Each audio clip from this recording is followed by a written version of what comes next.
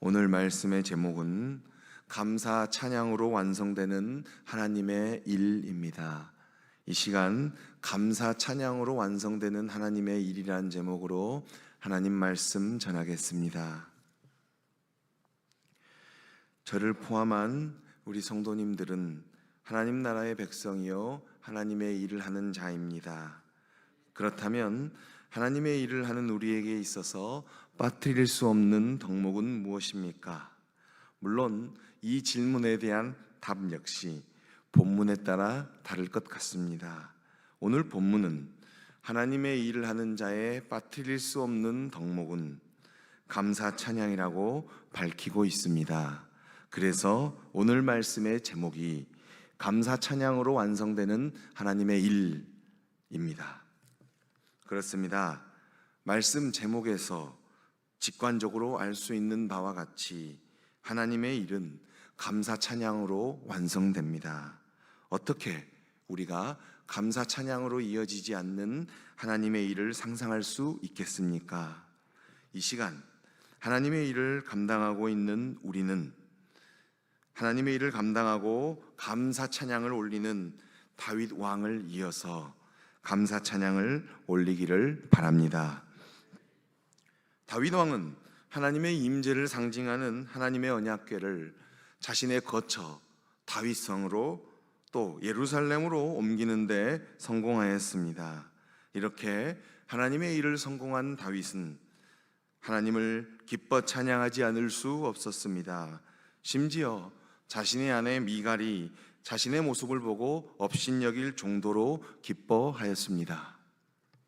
이제 다윗 왕은 번제와 화목제를 드리고 여호와 하나님의 이름으로 백성들을 축복하였습니다. 또한 아삽을 찬양 인도자로 한 찬양팀과 성가대로 구성된 레위 지파 사람들로 하여금 언약궤 앞에서 이스라엘의 하나님 여호와 하나님께 감사 찬양을 올리도록 하였습니다. 다윗 왕은 레위 지파 사람들로 이어진 찬양팀과 성가대 대원들에게 감사 찬양의 내용을 알려주었습니다. 찬양팀과 성가대 대원들은 다윗 왕의 찬양을 이스라엘 백성들과 함께 고백하였습니다. 그리고 이 찬양이 마칠 때 모든 백성들은 아멘으로 화답하였습니다. 역대상 16장 36절 말씀, 오늘 본문 36절 말씀 우리 한 목소리로 읽겠습니다. 여호와 이스라엘의 하나님을 영원부터 영원까지 송축할지로다 하매 모든 백성이 아멘하고 여호와를 찬양하였더라. 아멘. 다윗 왕의 감사 찬양, 이스라엘의 감사 찬양의 내용은 역대상 16장 7절에서 36절까지의 내용에 기록되어 있습니다. 먼저 7절 말씀 다시 한번 살펴보겠습니다. 16장 7절 말씀 우리 한 목소리로 16장 7절 말씀 읽겠습니다. 그날에 다윗이 아삽과 그의 형제를 세워 먼저 여호와께 감사하게 하여 이르기를 아멘. 역대상 16장 7절부터 36절까지 말씀에 기록된 감사 찬양을 한 구절 한 구절 묵상하면 직관적으로 그 내용이 시편 말씀과 비슷하다는 것을 느낄 수 있습니다. 구체적으로 말하면 오늘 본문을 포함하는 역대상 16장 7절에서 36절까지의 말씀은 마치 시편 105편 1절에서 15절, 96편 1절에서 13절, 106편 1절과 47절, 48절을 인용한 것처럼 이어지는 것처럼 비슷합니다. 특히 오늘 말씀의 본문 역대상 16장 22절에서 33절까지의 말씀은 시편 96편 1절에서부터 13절 말씀과 비슷합니다. 더 자세히 보면 역대상 16장 23절에서 33절까지의 말씀은 11구절이에요. 그리고 시편은 13구절이에요. 그렇다면 한 번 더 들어가 보면요, 본문 오늘 역대상 16장 23절 말씀은 시편 96편 1절과 2절을 묶었어요. 두 구절을 한 구절로 묶었다는 말입니다. 또 오늘 본문 28절, 29절 말씀 두 구절은 시편 96편 7절부터 9절까지 세 구절을 묶었어요.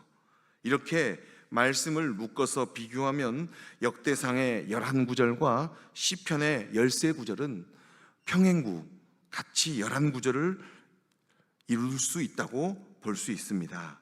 이렇게 시편을 인용했다고 볼 수밖에 없는 역대상 16장 23절에서 33절의 내용은 다음과 같습니다.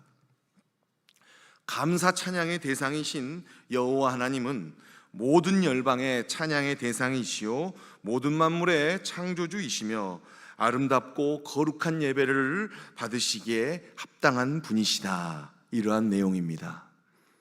이것은 다윗 왕의 감사 찬양의 내용이었습니다. 돌아온 유대인들 역시 오늘 본문에 기록된 다윗 왕의 찬양을 불러야 했습니다.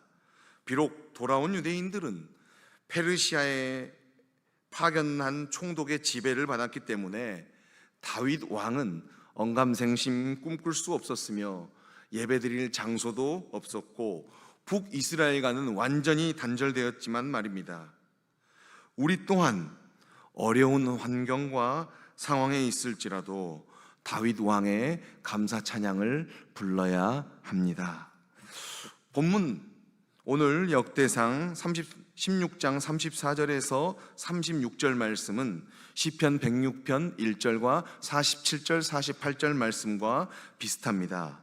여기서 시편 106편 1절과 본문 역대상 16장 34절의 말씀을 비교해 보면 시편 106편 1절은 시작할 때 할렐루야로 시작한다는 차이가 있을 수 있음을 알 수 있습니다. 시편 106편 1절 말씀 우리 자막에서 나오면 한 목소리로 읽겠습니다. 할렐루야 여호와께 감사하라. 그는 선하시며 그 인자하심이 영원함이로다. 아멘. 잠깐만요. 106편 1절 보여주시면 고맙겠습니다. 할렐루야만 빼면 역대상 16장 34절과 똑같은 말씀이에요. 우리 이대로 할렐루야만 빼고 읽어볼까요? 읽겠습니다. 여호와께 감사하라. 그는 선하시며 그 인자하심이 영원함이로다. 아멘. 역대상 16장 34절은 그의 인자하심이 영원함이로다 라고 나와 있는데요, 그에나 그나 똑같습니다. 이렇게 시편을 인용한 역대상 16장 34절에서 36절의 내용은 다음과 같습니다. 감사 찬양의 대상이신 여호와 하나님은 선하시며 인자하심이 영원한 분이시요 우리의 구원자 되시는 분이십니다. 우리의 구원자 되시는 하나님은 결국 우리를 열방 가운데에서 불러내어 우리로 하여금 주님의 영광을 드높이게 할 것입니다. 그래서 우리는 현실에 갇혀서 절망하지 말고 이스라엘의 하나님을 영원토록 찬양해야 합니다. 이것은 다윗 왕의 감사 찬양의 내용이었습니다. 물론 돌아온 유대인들 역시 자신의 환경에 갇혀 절망하면 안 되고, 지금 당장은 역사의 주관자로서 하나님이 느껴지지 않아요. 페르시아 제국의 지배를 받기 때문에요. 하지만 결국 열방의 구원자 되시는, 참 구원자 되시는 하나님을 신뢰하며 찬양해야 합니다. 우리 또한 지금 우리가 많이 생각한 것 이상으로 국가가 어려운 지경에 있습니다. 엉망이 되어버리고 희망이 사라져간 것처럼 보이는 대한민국의 상황 가운데서 역사의 주인이 되신 하나님, 열방의 구원자 되시고 선교를 주관하시는 하나님을 신뢰하며 찬양해야 합니다. 이 시간 우리는 역대상 16장 7절에서 36절의 내용 중에 23절에서 36절까지의 말씀을 살피었습니다. 그 내용은 다윗 왕의 감사 찬양의 내용이었습니다. 오늘 본문 말씀 중 23절부터 36절까지에 기록된 감사 찬양은 시편 말씀 시편 96편과 106편 1절, 47절, 48절을 인용하였습니다. 그 내용은 하나님의 일은 감사 찬양으로 이제 완성되며 감사 찬양을 받으실 하나님의 존재와 하나님의 사역에 관한 것이었습니다. 다윗 왕의 감사 찬양은 아삽을 중심으로 한 찬양팀과 성가대에 의하여 이스라엘의 찬양으로 이어졌습니다. 돌아온 유대인들에게도 이어졌습니다. 그리고 지금 2015년 6월 16일 새벽 기도를 드리는 우리 성도님들에게도 이어져야 합니다. 왜냐하면 하나님의 일은 감사 찬양으로 완성되기 때문입니다. 기도하겠습니다.